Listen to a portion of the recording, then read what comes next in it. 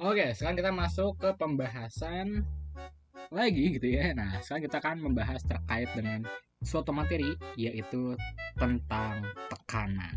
Nah, tekanan ya, atau pressure ya. Oke, seperti biasa untuk mengawali suatu materi, kita tuh harus mengetahui kita tuh sebenarnya belajar apa sih, tekanan itu apa sih. Nah, jadi kita cari definisinya dulu ya.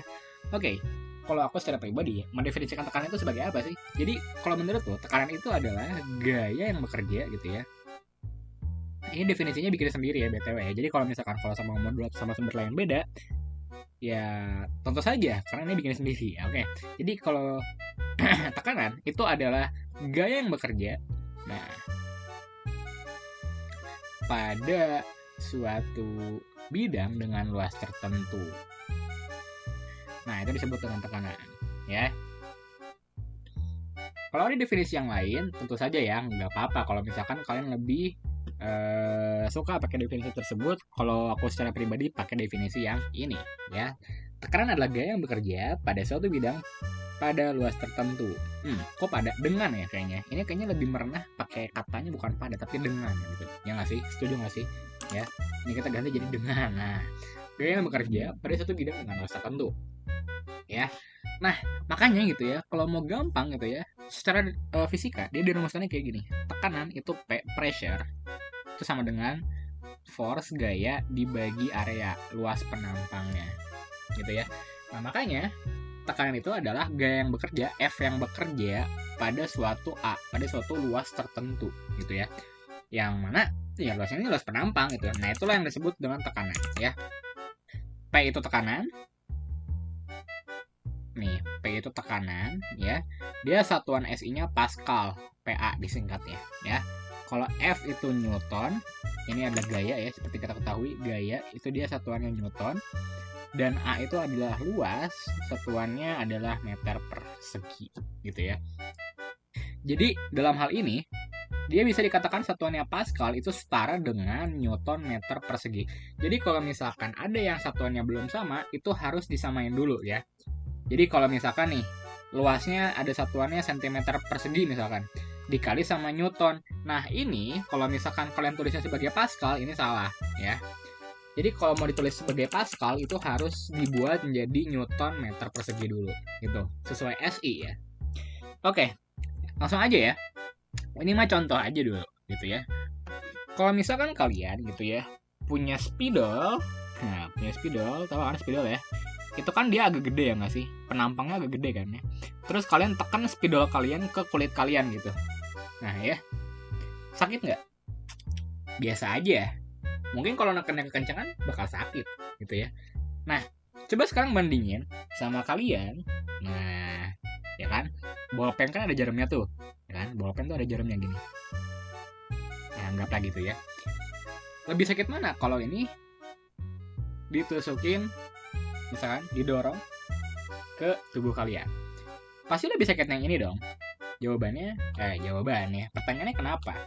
Padahal yang ngedorongnya sama-sama kalian dan mungkin sama-sama dengan menggunakan gaya yang sama. Jawabannya adalah tekanannya berbeda. Ya, tekanan ya yang luas penampangnya lebih kecil itu akan lebih besar. Kenapa ya? Karena itu ibaratnya kayak terfokus ke satu bagian doang gitu. Jadi kalau ini tuh dia lebih tersebar, ya nggak sih? Karena kalau kita lihat di sini luasnya nih ya, di sini luasnya gede kan, nih kayak dari sini ke sini, ini kan luasnya, ini A-nya, ya nggak sih? Ini tuh A-nya nih, yang merah-merah ini tuh A. Kalau yang ini, kalau lancip dia A-nya cuma di sini dia, nah tuh kecil banget, ya nggak sih? Nah, dan dari formula sebelumnya itu dikatakan bahwa tekanan itu berbanding lurus dengan gaya dan berbanding terbalik dengan luas penampang. Artinya semakin kecil luasnya, semakin besar tekanannya. Semakin besar gayanya, semakin besar tekanannya. Kalau gayanya sama, maka biar tekanannya makin besar, luas penampangnya harus dikecilin. Kayak gitu. Ya, simpelnya kayak gitu. Ya.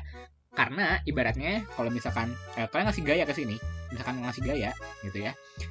Dia tuh gayanya akan tersebar ke luas ini. Ke luas penampang ini akan tersebar gayanya. Tapi kalau misalkan kalian ngasih gaya di sini, ya kan? Karena dia cuma luasnya sedikit, itu kayak dia terfokus ke sini doang gitu. Dia nggak tersebar-sebar gitu. Makanya jauh lebih sakit. Nah, kayak gitu. Nah, makanya nih ya, orang tuh bilang kalau misalkan lift jatuh, pertolongan yang paling efisien, yang paling efektif. Nah, Yang paling efektif kalau misalkan liftnya jatuh gitu ya, kalau misalkan ada lift jatuh, yang paling efektif untuk menyelamatkan diri itu adalah dengan cara merebahkan badan kalian di tanah lift, di lantai liftnya direbahin, ya, atau tiduran telentang, itu telungkup telentang bebas. Ya itu sebenarnya ada sih apa ya yang lebih bagus, telentang atau telungkup ya? Ya oke. Intinya merebah ya. Intinya merebahkan aja badan kalian di lantai. Kenapa? Karena badan manusia itu kan kalau dia berdiri kan gini ya. Nah, tapi kalau dia tiduran, dia merebah gini, ya nggak sih? Nah, jadi logikanya gitu ya. Kalau misalkan manusia berdiri, itu luas penampang di bagian bawahnya itu cuman dikit, kaki doang, ya nggak sih? Tapi kalau dia merebah, ini bagian area yang nancep di tanah tuh banyak, segini ya kan, sebadan-badan, ya nggak sih? Nah, jadi ketika ada lift jatuh nih, juar gitu ya, itu kan dia ngasih gaya nggak sih? Nah, kalau misalkan kita berdiri ketika liftnya sedang jatuh, ini gayanya tuh akan terfokus ke satu sini. Kaki kita bisa patah nanti ya kan. Karena dia gayanya cuma ke sini doang. Nah, oleh sebab itu kita harus tiduran di lantai seperti ini. Kenapa? Jadi kalau misalkan liftnya jatuh, gedubrak gitu ya. Nah, si gaya yang dihasilkan itu akan diteruskan ke seluruh tubuh. Jadi nggak bakal terasa sakit. Sakitnya ngerata di seluruh tubuh. Jadi kita kalaupun terjadi kecelakaan ya dan terjadi hal demikian gitu ya, ya setidaknya nggak ada anggota tubuh kita yang benar-benar rusakan. Kalau misalkan kalau kena kaki doang kan kaki kita bisa patah gitu. Kalau kena ini ya paling luka dikit gitu di seluruh badan, tapi nggak ada yang rusak gitu. Kalau ini mah kakinya patah bos. Nah gitu, kira-kira kayak gitu ya konsep penerapannya. Oke? Nah, di sisi lain juga ada yang namanya pompa hidrolik. Tahu nggak sih pompa hidrolik ya nggak sih? Nah, nanti itu kita ngomongin tentang hukum Pascal. Ya, sebelum kita ngomongin hukum Pascal, kita coba latihan soal dulu deh ya. Nah, contoh, jika ada suatu balok gitu misalkan ya, di sini ada balok gitu ya. Nah, di sini ada balok gitu ya. Dia tuh punya luas, misalkan dia punya luas penampangnya itu adalah 2 meter persegi gitu. Nah, kemudian di sini dia diberikan sebuah gaya misalkan ke arah bawah itu didorong dari atas gitu. Yang mana besar gaya dorongnya ke arah bawah itu adalah sebesar 10 Newton. Nah, pertanyaannya berapa tekanan yang dialami? Gampang ya, P sama dengan F dibagi A, ya kan? Berarti jadi dari 10 Newton dibagi 2 meter persegi. Sorry, ini tadi BTW salah ya, ini bukan Newton meter persegi, sorry. Harusnya Newton, sorry ini salah, jadi harusnya Pascal itu setara sama Newton per meter persegi. Nah ini baru benar ya, ini baru tepat ya, tadi salah ya. Jadi atau sama dengan Nm-2. Oke ya, kira-kira gitu. Jadi semuanya pokoknya harus Newton sama meter kuadrat, meter persegi gitu ya. 10 bagi 2 berapa? Jadi jawabannya adalah 5 Pascal gitu ya. Kalau ditanya nih, Pascal itu apa? 1 Pascal itu artinya apa? Ya ingat ya, dari definisi yang tadi aja gitu. P sama dengan F dibagi A. Jadi 1 Pascal itu sama dengan 1 Newton di bidang 1 meter persegi kayak gitu. Oke. Kira-kira kayak gitu. Nah, terus misalkan nih, soalnya kayak gini sekarang. Ada sebuah balok gitu ya. Ada sebuah balok gini ya. Nah. Ada sebuah balok. Dia diketahui misalkan panjangnya 2 cm, lebarnya 1 cm. Terus tingginya 5 cm. Nah, misalkan pertanyaannya, apabila dia didorong dengan suatu gaya gitu ya, pertanyaannya, posisinya harus bagaimana supaya dia tekanannya minimal gitu. Nah, logikanya gimana? Berarti kan logikanya harus luas penampangnya yang paling besar, ya nggak sih? Karena kan P sama dengan F dibagi A. Kalau gayanya itu sama, berarti cara kita mengecilkan tekanan, ya, kita membuat nilai tekanan menjadi minimal, itu artinya dengan cara membesarkan luas penampangnya atau A-nya, ya. Maka kita cari aja kombinasinya di sini ya kan. Di sini kan berarti kan kalau bentuknya kayak gini kan berarti ada beberapa kemungkinan kan. Ada luas alasnya 2 kali 1, ada luas alasnya 2 kali 5, ada luas alasnya 1 kali 5. Ya udah, ini doang ya kan. Ada lagi nggak? Udah, ini doang kan. Nah, lihat mana yang paling kecil ya. Ya udah, ini kan paling kecil nih, 2 cm persegi. Ini pasti nanti kalau kita bikin alasnya itu ada di 2 cm persegi atau di 2 kali 1 alasnya, jadi dia ngadepnya kayak gini nih si kubusnya. Nah, gitu ya. Jadi ke atas dia. Nah, ini pasti dia menerima tekanan tertinggi Ya kenapa tinggi? Ya jelas gayanya kan nggak berubah, yang berubah cuma alas penampangnya. Nah maka yang tekanannya paling rendah itu adalah yang ini 2x5, karena 2x5 adalah 10 cm persegi ya. Jadi dia si kotaknya dia posisinya gini sekarang, nah merebah gini. Nah gitu ya. Nah sehingga dengan posisi demikian gitu ya, ketika diberikan sebuah gaya itu tekanannya dia tersebar rata di bawah, jadi tekanannya kecil ya. Jadi kalau ada soal kayak gini, misalkan diketahui panjang lebar tinggi suatu barang ya, tekanan maksimumnya atau tekanan minimalnya itu terjadi ketika bendanya seperti apa gitu ya.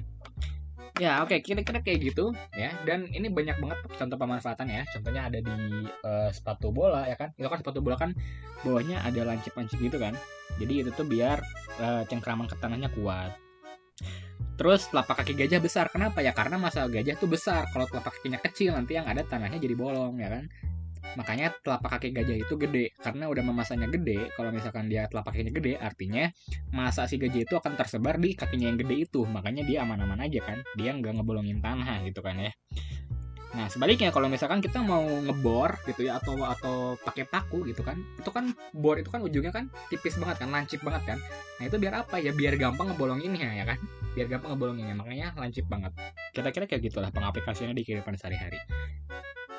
Oke, nah tapi yang perlu kita ketahui, tekanan itu tidak hanya terjadi di zat padat. Tekanan itu ada 3 jenis. Ada tekanan di zat padat. Tekanan di zat padat itu yang paling sederhana, yang tadi udah kita sempat bahas. Itu adalah tekanan zat padat. Nanti ada yang namanya tekanan zat cair, atau biasa juga disebut dengan tekanan hidrostatis, atau juga ada tekanan dalam gas. Ya. Nah ini hidrostatis gitu ya. Nah, kita bahas dulu deh tekanan di zat cair. Ya.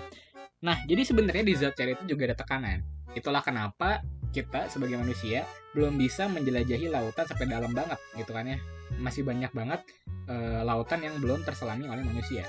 Kenapa? Ya karena semakin dalam lautan itu tekanannya semakin tinggi.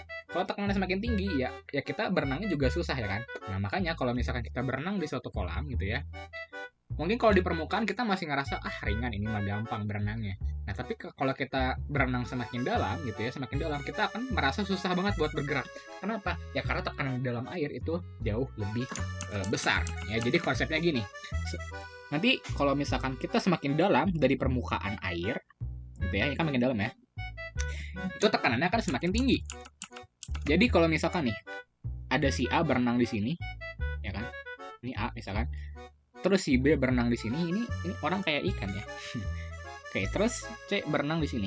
Nah, di sini. Ini C. Pertanyaannya, mana orang yang merasakan tekanan paling tinggi? Ya jawabannya C, ya kan? Karena C yang paling dalam. Kalau yang tekanannya paling rendah, ya A. Itu saja. Kayak gitu ya. Nah, makanya kalau misalkan sempat praktikum nih ya, biasanya praktikum yang paling sederhana dengan hidrostatis itu kayak gini. Ini ada suatu wadah, ya kan? Wadahnya diisi air. Diisi air gini ya, diisi air. Nah terus dibolongin ya.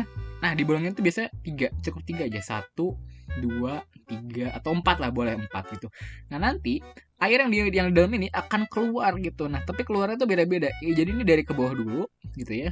Ini agak bawah sedikit, ini agak jauh, ini paling jauh. Nah kayak gitu ya nggak sih.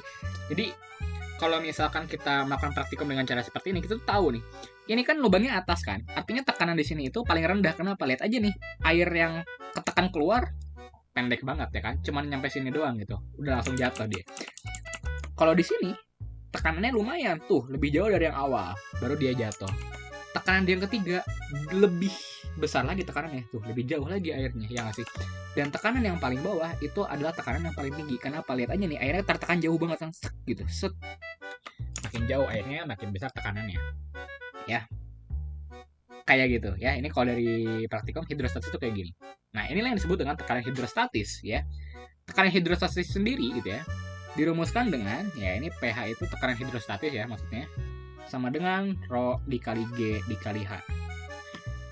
Rho itu massa jenis, G itu gravitasi, H itu ketinggian. Tapi ingat loh ya, kalau misalkan ngitung Rho GH gitu ya, atau ngitung tekanan hidrostatis, H-nya itu diukur dari permukaan.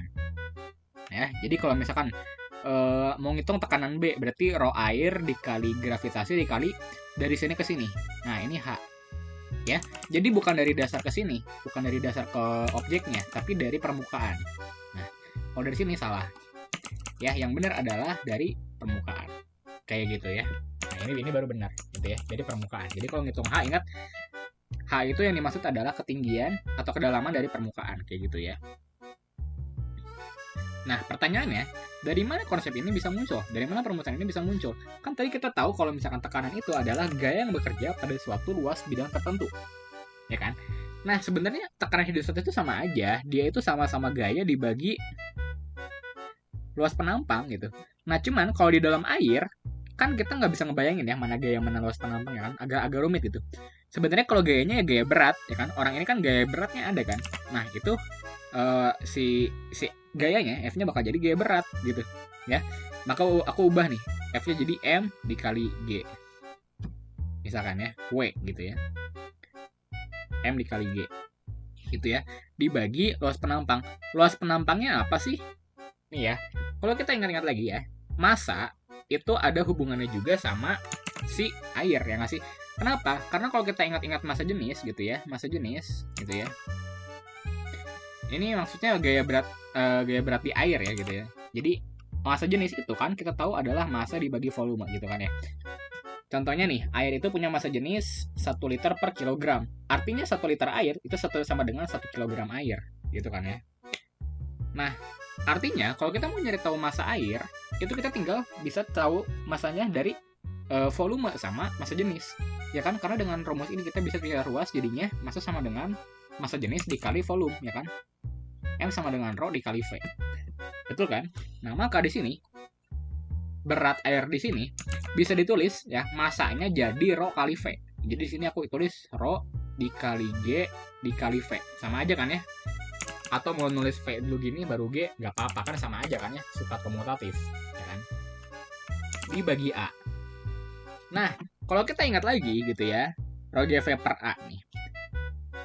Kalau kita lihat di sini ada volume, ada luas, ya. Di sini nanti kalau secara dimensi itu ada kayak gini dia. Jadi kalau misalkan volume itu kan dimensinya itu panjang pangkat 3. Kalau dimensi luas itu panjang pangkat 2. Jadi nanti kalau secara konsep, kalau panjang pangkat 3 dibagi panjang pangkat 2, itu bakal jadi panjang pangkat 1 gitu. Nah, tapi kalau misalkan belum kebayang kayak gini, ya. V atau volume itu kan perkalian dari 3 panjang kan, dari 3 rusuk ya nggak sih? Jadi panjang kali panjang kali panjang ya, atau panjang kali lebar kali tinggi, itu kan jadinya V kan. Nah, setiap panjang itu dalam fisika itu dilambangkan dengan dimensi L kayak gini, ya. L atau dimensi L itu melambangkan besaran panjang. Dan kalau volume itu setara dengan kayak gini, L kali L kali L ya kan. Nah, kalau luas berarti apa? Kalau luas ya berarti L dikali L ya kan. Panjangnya cuma 2 dia, bukan 3. Nah, jadi kalau di sini kita menemukan pernyataan V dibagi A gitu ya, itu sama aja kayak dimensinya kita bagi gitu ya. Ini bisa coret, ini bisa coret. Maka tersisa cuma satu dimensi panjang. Nah, dalam hal ini satu dimensi panjangnya apa? Itu adalah merupakan tingginya, ya. Nah, makanya ini V dibagi A bisa aku tulis jadi H doang gitu. Jadi tinggi doang ini, ya kan? Dia cuman dia dimensi panjang doang, dan dimensi panjang itu adalah tinggi. Nah, makanya dia menjadi Rho dikali G dikali H. Konsepnya kayak gitu. Cuman kalau bingung, nggak mau, pusing banget, nah ya udah, kalau pusing banget ya udah hafalin aja rumusnya ya. Jadi tekanan hidrostatis sama dengan Rho GH. Rho-nya itu adalah massa jenis cairannya, G itu adalah percepatan gravitasi, dan H itu adalah kedalaman dari permukaan air, gitu kan ya. Oke, kayak gitu, gampang banget kan? Ya. Kalau misalkan ditanya contoh soal nih ya, bisa aja. Misalkan contoh soal kayak gini nih ya, sebuah ikan nih. Misalkan aku gambar akuarium, sebuah ikan berenang-renang di akuarium misalkan. Nah, ini akuarium gitu ya. Sebuah ikan berenang-renang di akuarium, misalkan ikannya kayak gini. Set. Nah, wis tampan dan berani ya ini ikannya ya. Nah, kayak gitu. Oke, terus misalkan si ikannya ini tuh ditanya gitu ya. Misalkan diketahui massa jenis airnya itu adalah 1000 kilogram per apa ya, udahlah 1 kilogram per liter. Nah, 1 kilogram per liter ya. Terus diketahui juga percepatan gravitasi 10 meter per sekon kuadrat gitu kan ya. Nah, yang ditanya adalah tekanannya. ya. Jadi dari sini misalkan H-nya diketahui gini deh. Ini ke sini 2 meter deh. Segini itu 4 meter. Nah, misalnya kayak gini. 3 deh. Nah, pelan-pelan banget ya. Oke, nggak apa-apa. Nah, kayak gini kira-kira ya. Oke, sekarang ya, tugas kita itu adalah menyamakan dulu jadi semua SI ya. Nah, dalam hal ini, rho ini ya, massa jenis itu harus kita ubah menjadi apa? Menjadi kilogram per meter kubik sebenarnya ya. Jadi dari kilogram per liter harus kita ubah jadi meter kubik. Nah, pertanyaannya, 1 liter berapa meter kubik? Ya, 1000 ya. Oke. Jadi ini rho-nya kita anggap 1000 kilogram per meter kubik. Itu ya. Aman ya? Oke, aman. Yes, aman. Oke, kira-kira kayak gitu. Nanti cara konversi satuan jangan lupa ya. Kalau misalkan liter, 1 liter itu setara dengan 1 desimeter kubik ya. 1 desimeter kubik itu sama dengan 1 per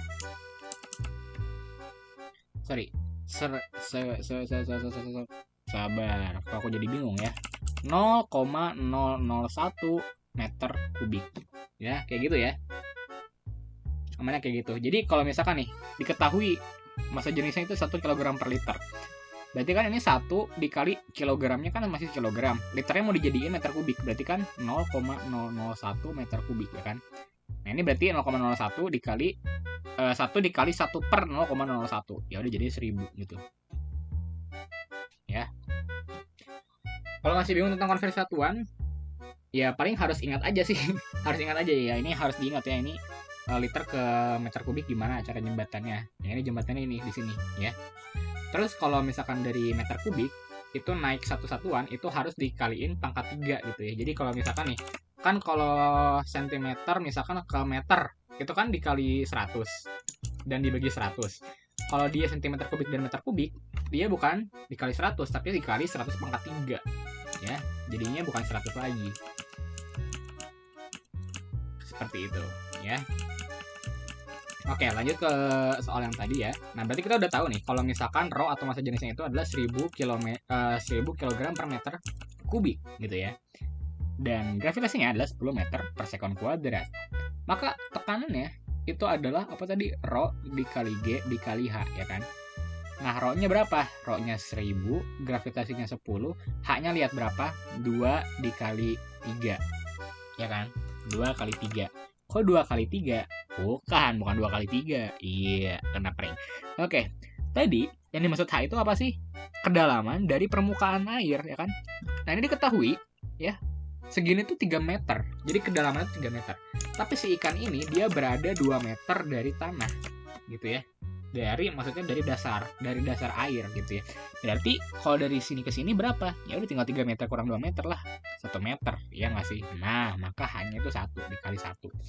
Nah, maka ini sama dengan 1000 kali 10 berapa? 10.000 Pascal ya, atau banyak orang juga nyingkat sebagai 10 kilopascal. Kayak gitu ya, gampang banget ya. Nah, maka sekarang kita akan bahas juga tentang suatu hukum gitu ya, yang sangat fundamental dalam tekanan ini ya. Nah, kalau kalian sadar gitu, dari tadi kita ngomongin Pascal jadi satuan gitu ya. Nah, Pascal itu sebenarnya nama penemunya ya, sama kayak Newton gitu ya. Isaac Newton yang nemuin gaya, maka gaya jadi satuannya Newton. Nah, yang nemuin tekanan ini adalah Blaise Pascal namanya. Nah, maka satuannya diambil dari nama belakang dia, Pascal. Nah, si Pascal juga sama seperti Newton, ada hukum Newton, ada juga hukum Pascal. Nah, hukum Pascal ya. Nah, intinya hukum Pascal itu apa sih? Jadi bunyinya hukum Pascal tuh kira-kira kayak tekanan yang diberikan pada sebuah fluida, zat cair gitu ya, dalam satu ruang tertutup ya. Ruang tertutup itu akan diteruskan ke segala arah dengan sama besar atau sama kuat gitu ya. Jadi maksudnya gini, hukum Pascal itu biasanya banyak orang yang ilustrasi ini kayak gini. Nah, ini ya kan. Nah, misalkan di sini ada suatu luas penampang gitu ya. Di sini ada suatu luas penampang. Di sini juga ada suatu luas penampang gitu ya. di sini A1 misalkan, luas penampang 1, di sini luas penampang 2. Gitu ya. Nah, ketika di sini diberikan sebuah gaya F1 gitu ya, maka tekanan di sebelah kiri ya, atau tekanan di sini ya, tekanan di sini itu akan sama dengan tekanan di sini. Nah, intinya hukum Pascal tuh kayak gitu. Tekanan di 1 tuh sama dengan tekanan di 2. Tekanan itu tadi apa rumusnya? F1 dibagi A1 sama dengan F2 dibagi A2. Nah, nanti jadi kalau misalkan kita tekan di sini, dia juga akan terbentuk gaya di sini. Gitu. Ya. Nah, kenapa hukum Pascal ini berguna? Karena inilah yang digunakan oleh orang-orang untuk membuat suatu alat. Contohnya apa? Pompa hidrolik, dongkrak hidrolik, dan lain sebagainya. Pokoknya hidrolik itu kepake. Kenapa? Nah, karena kalau misalkan ya, kita lihat di sini, contoh aja ya. Di sini, contoh di sini luas penampangnya 1 meter persegi gitu ya. Misalkan penampangnya 1 meter persegi gitu ya. Kalau yang gede ya, ini yang gede penampangnya misalkan dia jadi 10 meter persegi misalkan. Nah, di 10 meter persegi ini ada mobil misalkan mau kita angkat nih mobilnya nih. Kan mobil berat banget ya. Kita tahu mobil berapa sih? 1 ton ya. Anggap 1 ton deh. Jadi misalkan gaya di penampang 1 itu ada 1 ton, ya kan? 10.000 Newton berarti, ya nggak sih? Nah, gaya yang kita perlukan buat ngangkat mobil tersebut gimana? Wah, jadi pesawat sederhana dong, kan? Enggak. Kalau di sini, ini juga cukup kreatif juga ya. Jadi ini kalau kita mau kita hitung pakai hukum Pascal, jadinya 10.000 dibagi 10 sama dengan F dibagi 1. Gitu ya. Ini kita coret-coret. F-nya jadi sama dengan berapa? 1000 Newton. Gitu ya. Jadi bisa dilihat ya, kenapa si hukum Pascal ini banyak dipakai di alat-alat. Ya karena lihat ini, kalau misalkan dia mau ngangkat beban sekian, dia hanya memerlukan gaya sekian. Kenapa ya? Karena dia bisa memperkecil aja sekecil-kecilnya si areanya, si luas penampangnya. Dan yang bebannya besar tinggal dibikin luas areanya sebesar-besarnya. Karena menurut si hukum Pascal, ya, menurut hukum Pascal, gaya yang diteruskan pada suatu fluida, pada pipa tertutup gitu ya, kan ini anggapkan tertutup nih, nggak bocor nggak apa nih, dia akan diteruskan sama besar. Jadi kalau misalkan kita ngedorong dari sini ya dengan gaya 1000 Newton, itu dia bisa ngedorong ke atas sini dengan gaya lebih besar 10.000 Newton. Kenapa kok bisa ya? Karena yang sama itu tekanannya, gayanya jadi berbeda. Kayak gitu kira-kira. Kebayang lah ya. Nah, yang banyak jadi soal-soal di soal-soal tekanan ya soal-soal hukum Pascal gitu ya, apalagi gitu ya. Nah, jangan lupa ini juga berlaku buat di fluida, buat di zat cair gitu ya. Itu nggak hanya benda padat. Jadi contohnya kalau di benda cair tuh pipa U biasanya yang dijadiin ya. Nah, pipa U gitu ya. Nah, misalnya ada pipa U kayak gini. Set gitu ya. Ada pipa U.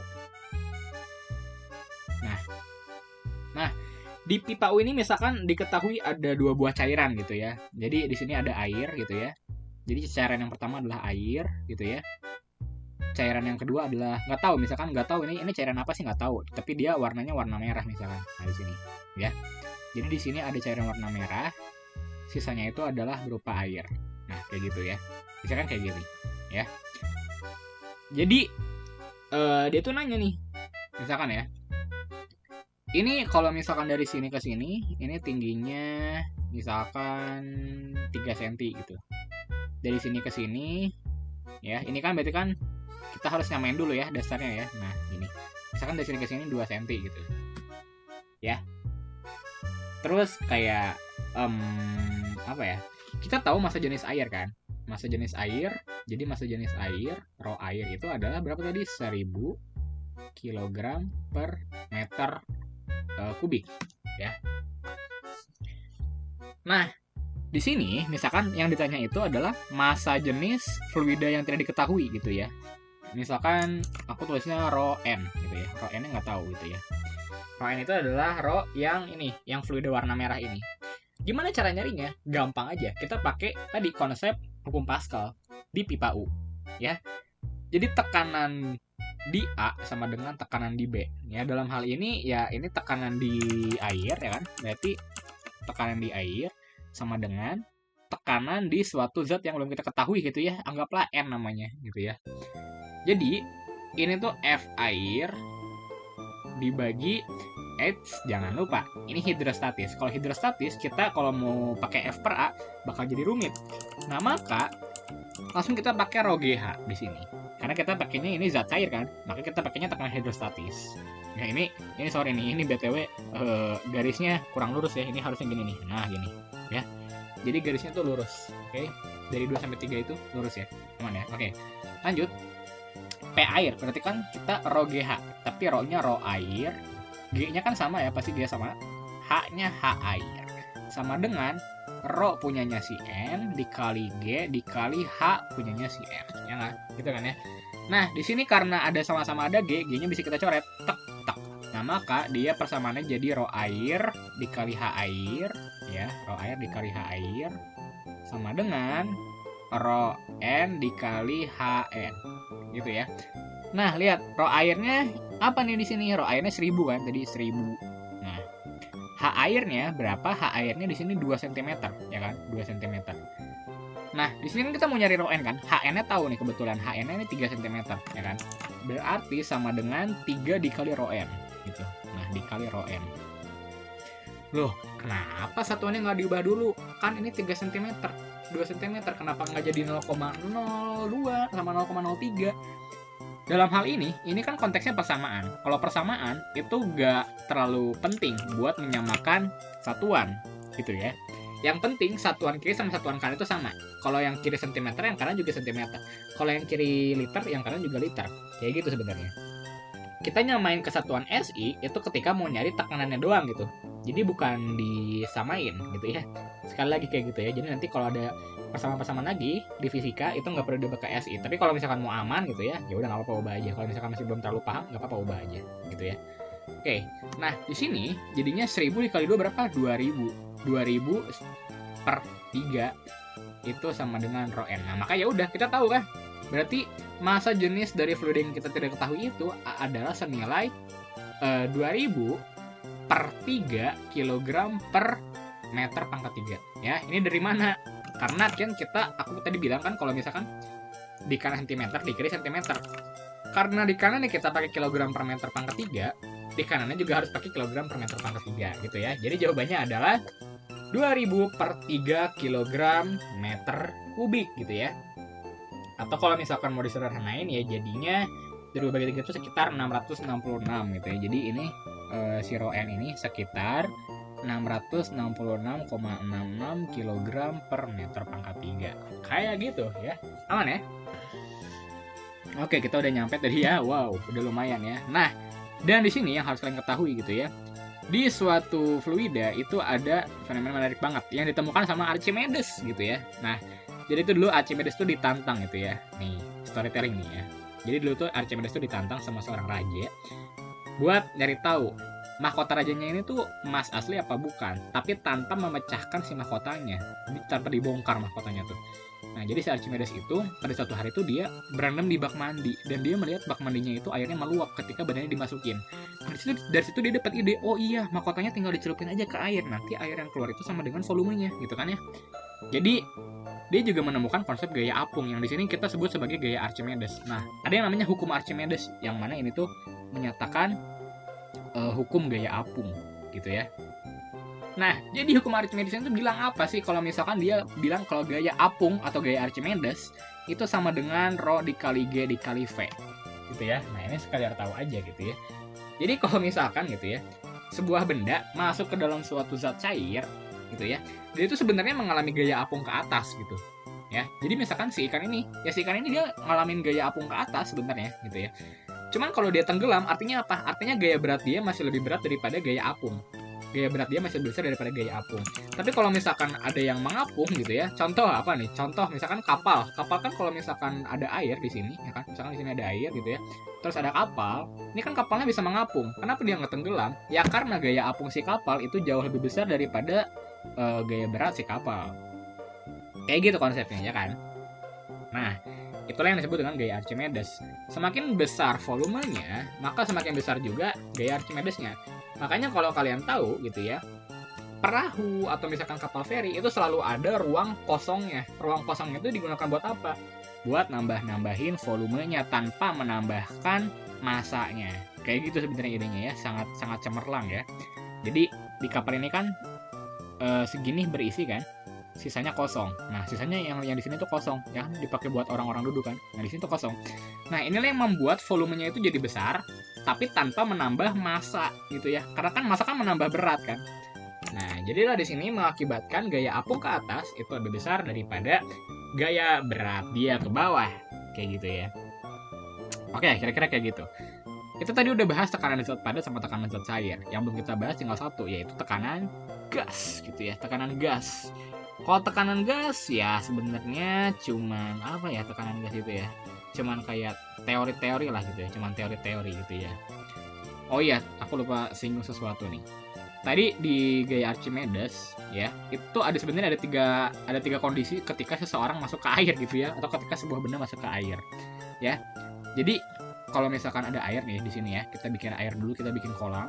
Yes, kita bikin kolam di sini. Nah, kita bikin kolam gitu ya. Nah, ini dia. Nah, jadi apabila ada suatu benda gitu ya, bendanya tuh ada di sini ya, A. Di sini ada B, di sini ada C. Nah, ini adalah tiga kondisi yang berbeda ya. A itu dikatakan mengapung. Kenapa A bisa mengapung? Nah, A itu bisa mengapung karena gaya Archimedesnya lebih besar daripada gaya beratnya. Nah, ini yang tadi udah aku singgung ya. Kenapa perahu bisa mengapung?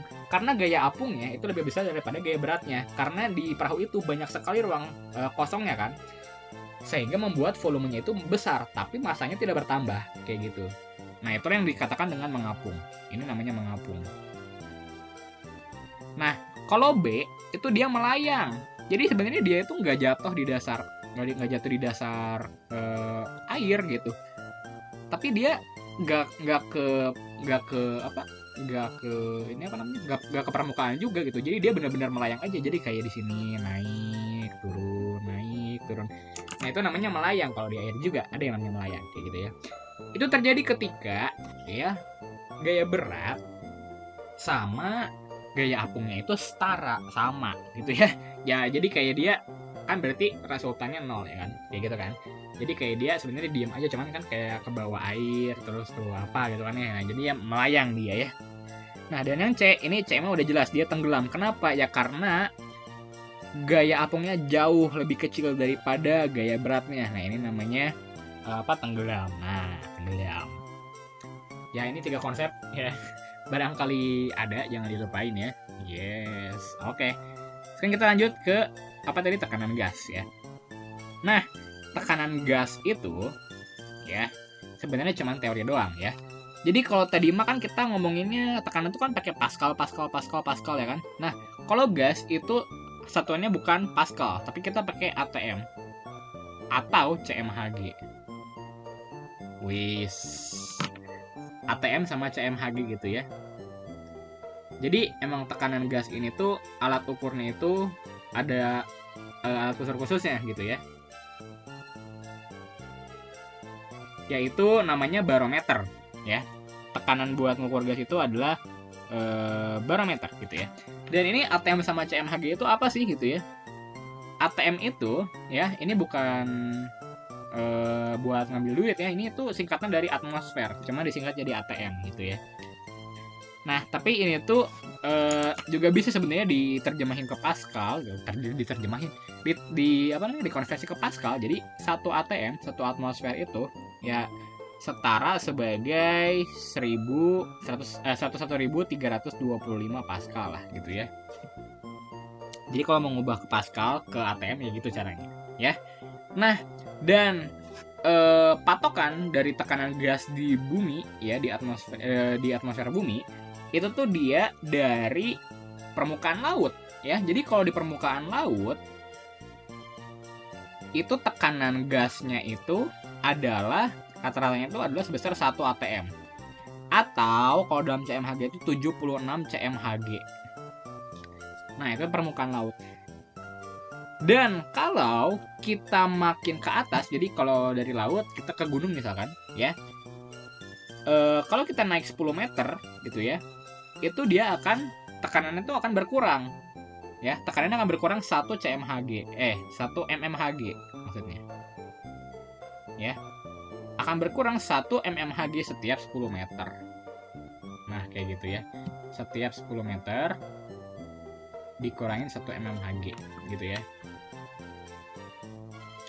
Setiap naik 10 meter dari dari permukaan laut, maka tekanan udaranya akan berkurang sebesar 1 mmHg gitu ya.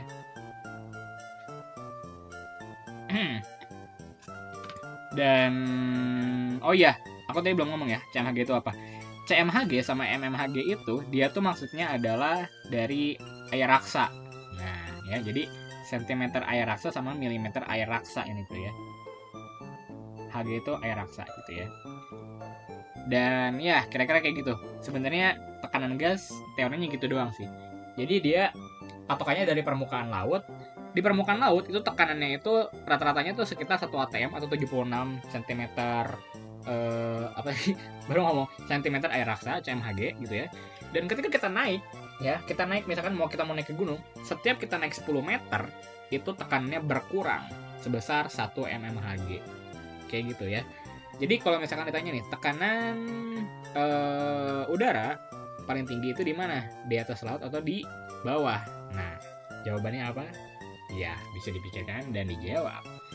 Yes, untuk materinya cuman sampai situ sih sebenarnya ya kan. Yang paling kita udah tahu tekanan itu apa, tekanan hidrostatis itu apa, terus ada hukum Pascal, hukum Archimedes, dan juga teori tekanan udara, tekanan gas gitu ya. Ya, oleh sebab itu kita akan bahas latihan soal. Nah, oke. Sekarang kita akan membahas latihan soalnya ya. Kita mulai dari soal nomor 1 nih. Sebuah balok bermassa 300 kg, ukuran panjang 1,5 meter, lebar 1 meter, dan tinggi 0,5 meter. Tentukan tekanan pada dasar balok jika balok ditekan di atas meja pada posisi yang terlihat pada seperti gambar. Nah, lihat ya. Di sini berarti yang ngaruh itu adalah luas alas, ya. Kan dia ditekannya di sini nih, tek gitu ya. Ditekannya di sini, ya. Ini berarti kan dia karena masanya 300 kg, maka dia akan membentuk gaya ke bawah kan. Ya, gaya beratnya berarti berapa? 3000 Newton. Gitu kan ya. Nah, berarti tekanannya itu adalah F dibagi A. F-nya 3000 Newton. Nah, F-nya 3000 Newton. A-nya berapa? A-nya berarti kita pakai ini, panjang sama lebar. Berarti dalam hal ini tingginya ini nggak berpengaruh. Ya, makanya yang kita lihat adalah panjang dikali lebar. 1,5 dikali 1. Berapa? 1,5. Ya. Nah, berarti berapa nih? Kita hitung nih, 3000 dibagi 3 per 2. 1,5 kan 3 per 2 ya. Maka ini sama dengan 2. 2-nya naik ya. Ini 2-nya naik ke atas. Jadinya 2 kali 3000 per 3. Ini coret-coret, maka jawabannya adalah 2 kali 1000. 2000 Pascal. Gitu jawabannya ya. Nah, ini buat yang barangkali masih bingung gitu ya. 1,5 itu kan bisa diubah jadi 3 per 2 gitu kan ya. Nah, dan kalau ada pecahan dan ada pecahan lagi, penyebutnya ini pindahin aja ke atas. Ya, maka jadi 2 kali 3000. 6000 dibagi 3, 2000 Pascal. Beres. Ya, selesai. Oke, lanjut. Soal nomor 2. Soal berikutnya. Gambar berikut sebuah teko berisi sirup sedalam 15 cm. Ya, jadi ini tekonya nih berisi sirup nih ya. Dan sirupnya ini tuh dia 15 cm kedalamannya ya. Tentukan tekanan hidrostatis di dasar teko, anggap massa jenis sirup sama dengan massa jenis air yaitu 1000 kg meter kubik dan percepatan gravitasi bumi 10 meter per sekon kuadrat. Nah, nanti kalau dia ditanya tekanan hidrostatis di dasar teko, itu artinya dia tekanan di sini. Nah, tekanan di sini. Artinya jaraknya dia dari permukaan berapa? Ya 15 cm jelas ya. Maka di sini kita tahu nih, H-nya 15 cm. Ya kan? Terus G-nya itu 10 tadi, ya kan? Rho-nya itu disamain kayak massa jenis air, 1000 kg per meter kubik. Nah, karena di sini kita mau nyari tekanan hidrostatis, artinya satuannya harus jadi SI semua. Ya, ini 15 cm jadi 0,15 meter. Nah, maka tekanan hidrostatis sama dengan Rho dikali G dikali H. Rho-nya berapa? Rho-nya 1000 dikali G-nya 10 dikali H-nya 0,15. Maka jawabannya adalah berapa ini? 1500 Pascal. Ya, selesai. Oke, kita lanjut soal berikutnya. Nah, di sini kita menerapkan hukum Pascal dalam pipa U tapi ya.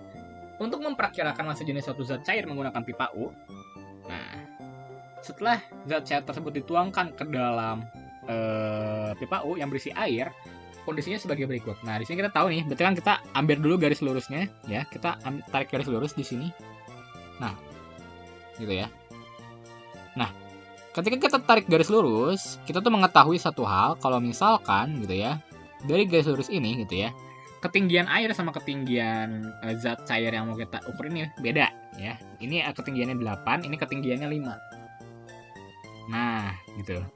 Nah, kita kan tahu nih kalau misalkan massa jenis air itu adalah 1000 kg per meter kubik. Ya, di sini mungkin nggak ditulis ya di soalnya ya, cuman ini dianggapnya sudah umum mungkin ya. Kalau nggak disebut di soal berarti dianggapnya sudah umum. Massa jenis air itu bernilai 1000 kg per meter kubik gitu ya. Itu Rho air.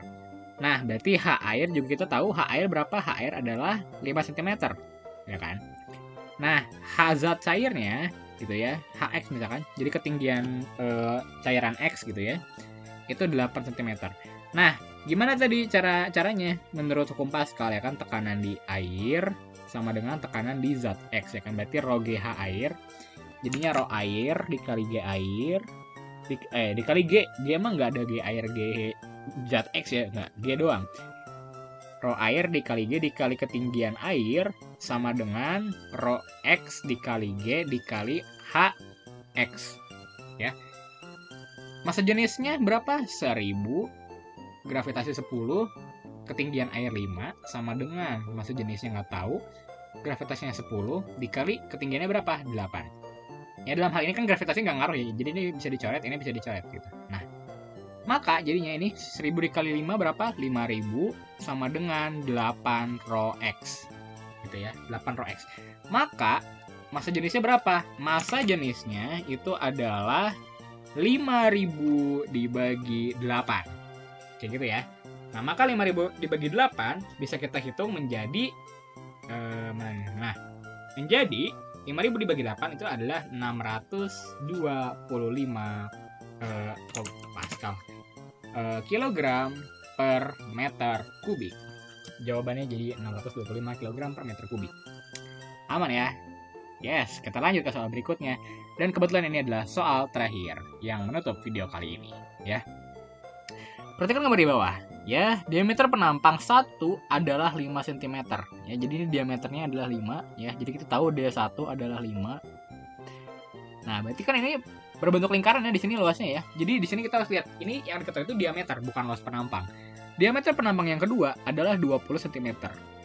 Nah, jika berat beban adalah 2 kN, ya, jadi si bebannya ini adalah 2 kN. Nah, 2 kN berapa tuh? 2 kN itu 2000 Newton ya. Nah, tentukan besar gaya F yang diperlukan untuk menaikkan beban, gitu ya. Maka F-nya ditanya, gitu kan ya. Nah, ini pakai hukum Pascal juga gitu ya. Jadi tekanan di 1 sama dengan tekanan di 2. Ya kan? F1 per A1 sama dengan F2 per A2. Nah, di sini F1-nya kan nggak tahu, F2-nya kan gaya beratnya kan. Nah, luas penampangnya itu bukan 5, gitu ya. Tapi di sini karena dia berbentuk lingkaran, ya kan, diameternya yang diketahui, maka kita harus pakai luas penampang lingkaran. Lingkaran tuh rumusnya apa? Luas lingkaran sama dengan pi dikali r kuadrat, ya nggak sih? Nah, gitu. Nah, maka F1 dibagi luas penampang 1 berarti jadinya pi dikali r-nya berapa? Diameternya 5, ya kan? Berarti r-nya itu adalah 5 dibagi 2, ya kan? Karena diameter itu adalah setengah jari-jari. 5 dibagi 2 berapa? Ya, tulislah 5 per 2 gitu ya. 5 per 2 kuadrat sama dengan, nah, F2-nya kan si bebannya kan? Berarti kan bebannya itu adalah 2000 Newton tadi, 2000 dibagi pi dikali diameternya berapa? 20. Berarti harus kita kali sama 10, ya kan? 20 bagi 2, 10. 10 kuadrat. Nah, maka persamaannya jadi gini. F1 per 5 kuadrat 25 2 kuadrat itu 4. Jadi 25 per 4 pi. Sama dengan 2000 per 100 pi. Gitu kan ya. Ini ada pi di bawah, ada pi di bawah, bisa saling coret. Ini coret, ya kan. Jadinya, ini 4 bisa pindah ke atas, jadinya 4F1 per 25 sama dengan 20. Gitu ya. Maka 4F1 sama dengan 20 kali 25. Berapa? 500. Ya kan? Nah, maka F1 sama dengan 500 dibagi 4. Nah, 500 dibagi 4. Berapa 500 bagi 4? 500 bagi 4 adalah 125 Newton. Gitu. Ya. Jadi ini soalnya modifikasi. Jadi di sini tuh yang diketahui diameter. Artinya luas penampangnya harus menggunakan luas penampang lingkaran, yang mana itu adalah pi r kuadrat. Dan buat nyari R, artinya kita harus tahu jari-jarinya adalah setengah dari diameter. Kayak gitu. Dan oke, sekian dari video kali ini. Sampai jumpa di video selanjutnya.